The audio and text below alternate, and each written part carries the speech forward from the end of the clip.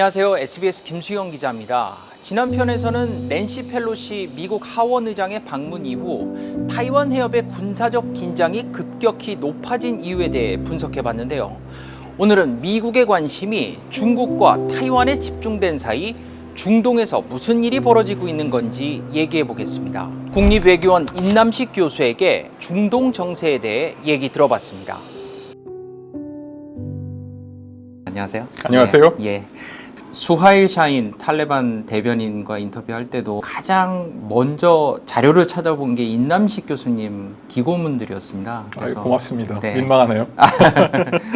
타이완을 둘러싸고 중국과 미국의 긴장 수위가 어떻게 위험 수위로 치닫고 있는 상황입니다. 이런 타이완 사태가 이 중동 정세에 어떤 영향을 미치게 될지. 중동에 있는 미국의 전통적인 우방 국가들이 가장 두려워하는 게 미국이 우리를 버리고 떠날 것 아닌가 하는 공포감이 있거든요. 그런 차원에서 미국의 전략 자산이 점점 인도 태평양 쪽으로 옮겨가고 있다고 하는 거는 미국이 그동안 안보를 지원해 주면서 중동의 여러 가지 취약한 국가들과 정권을 보호해 주었다고 하는 그 오랜 약속이 이제 깨어지는 것 아닌가 하는 두려움을 더 확산을 시킨 거죠. 각자 도생할 수 있을지, 미국 없는 중동을 점점 상상하면서 자기들의 어떤 독재적인 그런 움직임을 모색할 가능성이 훨씬 더 높아진 거죠.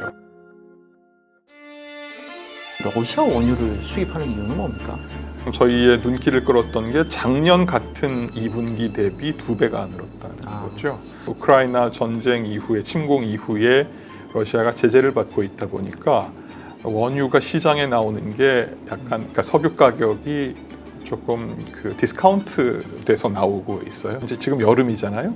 2, 4분기는 여름을 대비해서 에어컨을 돌리기 위한 냉방용 전기가 필요한데 그거를 위해서 지금 굉장히 가격이 쌀 때 정제된 제품류를 많이 사고 있다 이렇게 보고 있죠. 물론 정치적인 의미도 있겠죠. 제재를 받고 있는 나라에 어쨌든 자기들은 제재에 동참하진 않고 있지만 미국과 우방 국가인데 러시아의 저런 어떤 그 기름을 2배를 들려서 샀다? 이건 약간 워싱턴에 대한 일종의 신호일 수도 있고 우리 되게 삐졌어 뭐 이런 그런 게 좀 담겨 있지 않을까 싶어요. 푸틴 대통령하고 빈살만 왕세자하고 악수하는 장면을 봤었거든요. 거의 대학교 친구를 만나는 것처럼 막 손등을 두드리고 막 그러더라고요. 두 사람 사이 관계가 어떻습니까? 빈살만 입장이 돼 보면 민주주의를 자꾸 압박하는 미국 그냥 현실적으로 절연하긴 어려운데 그렇죠. 근데 민주주의에 대해서는 이런 반구도 안 하고 국내적으로 50만 명이 죽어가도 국제사회가 개입하지 못하도록 유엔 안보리에서 계속 비토를 해주는 러시아라고 하면 친해놔야죠. 그렇죠. 네. 완전히 그쪽으로 가가지고 뭔가 다시 뭐 동맹을 맺는다 이런 건 아니겠지만 그래도 만에 하나 우리가 미국의 민주주의 압력으로부터 위험에 처했을 때 국제사회의 개입을 막아낼 수 있는 방책은 지금 시리아에서 지난 11년 동안 러시아가 보여줬던 그걸 한번 좀 기대해봐야 되지 않겠느냐는 거고요. 또 러시아 입장에서는 마찬가지로 세계 최대 산유국, 수출국인 사우디아라비아와 손을 잡는 것도 굉장히 유익할 뿐만 아니라 미국의 우방국이었는데 저렇게 포지션을 애매하게 가져가게 만든다는 것으로도 서로에게 이익이 된 거죠. 서로가 서로에게 좀 보험을 드는 관계랄까? 좀 그런 식이군요. 네. 결국은 다 권위주의 체제의 지도자들이다 보니까 서로 뭔가 또 통하는 게 있을 것 같기도 해요. 빈살만 왕세자가 그리스하고 프랑스를 간 거잖아요. 근데 보니까 굉장히 환대를 받았거든요. 받았죠. 유럽을 전체적으로 놓고 볼 때 그동안 전반적인 에너지 의존도는 거의 대부분 러시아에 의존을 해왔죠. 푸틴의 러시아랑 이런 기존 에너지 협력을 얼만큼 우리가 유지할 수 있을까에 대해서 회의가 높아진 상태잖아요. 아무래도 이 오펙 플러스 전체를 통틀어서 증산과 감산 여력이 있는 나라는 사우디아라비아가 가장 눈에 띄니까 유럽 입장에서는 러시아 에너지 의존도를 줄이기 위한 하나의 대체제로서의 사우디아라비아가 훨씬 더 선명하게 보일 겁니다. 네. 오펙 플러스 결과에 대한 총평도 말씀을 부탁드릴게요. 자말 카쇼기 이제 워싱턴 포스트 칼럼니스트를 암살한 배후에 있다라고 이제 지목을 받으면서 이제 바이든 대통령은 왕세자를 이제 왕따로 만들겠다라고 후보 시절부터 얘기를 했었는데 그렇죠. 주목 인사까지 해가면서 자존심을 상당히 숙여가면서 사우디에게 원유 증산을 요구하는 듯한 여러 가지 제스처를 보였단 말이죠. 미국이 모욕을 당했다 이런 평가까지 나오고 있는데 어떻게 보시나요? 사실은 이번에 나온 오펙 플러스의 결과는 10만 배럴로 굉장히 좀 낮은 수준으로 나왔습니다. 네. 다행인지 불행인지 어쨌든 오펙 플러스 회의 이후에 유가는 지금 점점 내려가고 있고 약간은 좀 안정된 기조를 보이고 있거든요. We've seen the fastest decline, as I just laid out, in gas prices in over a decade, and that's 50 days straight of declines.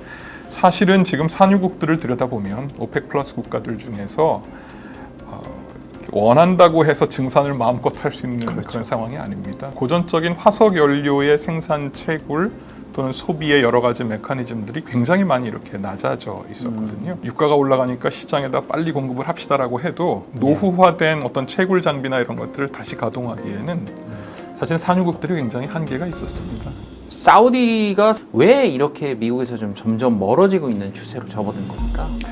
본질적으로 두 나라가 같이 우방으로 지내기에는 너무 많이 다릅니다. 1945년 2월 14일부터 시작이 됐는데 프랭클린 루즈벨트와 이븐 사우드 국왕 간의 약속이 있었습니다. 그게 뭐냐면 신생국 사우디아라비아의 미국은 안정적으로 안보를 제공해주고 이 정권이 어떤 정권이든 반면에 사우디아라비아는 신생국이자 산유국으로서 또 이슬람의 종주국으로서 미국으로부터 안보를 지원받는 그 약속이 지난 70여 년 동안 지속이 되었죠. 그런데 이제 더 이상 사실 미국 입장에서는 석유에 매달릴 이유가 없는 상황이 됐죠. 셰일 혁명 이후도 됐고 더구나 지금 탄소 중립 시대를 운유하는 시대다 보니까. 근데 사우디아라비아는 본질적인 속성이 절대 왕정이고 그리고 이슬람 원리주의에 가까운 통치 체제를 구현하고 있다 보니까 미국이 국제 정치에서 자유주의 질서의 선도 국가로서 자기 가치와 자기 이념을 끌고 나가야 되는데 거기에 굉장히 대척점에 있는 행태를 보여주고 있었다는 거죠. 그러나 빈살만 왕세자 입장에서 미국을 완전히 탈피하기는 어려울 겁니다. 앞으로 30-40년 통치를 해야 되는 사람이고 미래 권력인데 지금 바이든과의 어떤 이런 그 삐걱거림을 통해서 미국과 절연하고 중국과 러시아로 완전히 돌아간다고 보기에는 부담이 너무 크죠.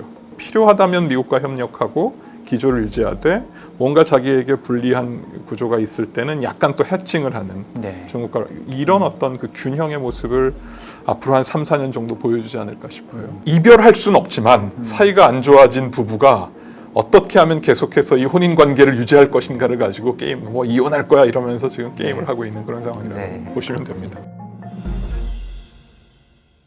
알자지라 여기자 중에 시린 아부 아클레라는 여기자가 있잖아요. 그 이스라엘군에 의해서 살해됐다라고 유엔 측에서 발표가 있었는데 그럼 이스라엘이 살해한 기자에 대해서는 딱히 그렇게 비판적이지 않으면서 왜 사우디가 살해한 그 워싱턴 포스트 칼럼니스트에 대해서는 이렇게까지 강경하게 나가느냐, 이중잣대 아니냐 이런 의견이 있는데 이거는 어떻게 봐야 될까요?